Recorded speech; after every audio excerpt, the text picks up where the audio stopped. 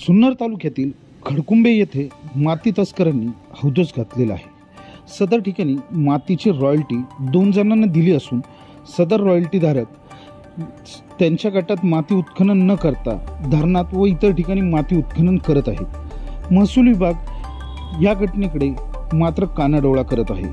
महसूल विभागाचे अधिकारी येण्याच्या आधी सदर माती तस्करांना अधिकारी येत असल्याचा सुगावा लागत आहे।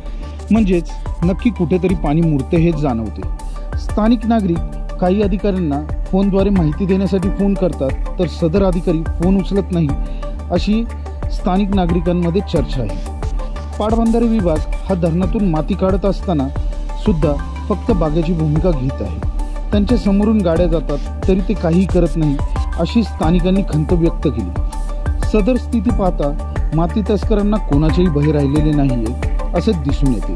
बिंदासपणे माती तस्कर कुठेही वाहतूक करतात। रात्री 2 वाजल्यानंतर जी माती वाहतूक चालू होते ते दिवसभर माती वाहतूक चालते। सदर घटनेकडे महसूल विभाग मात्र बागेची भूमिका घेतात। नक्की महसूल विभाग हे कोणाच्या सांगण्यावरून असं करत आहे हे पाहणे आता गरजेचे आहे। जनता न्यूज खडकुंबे।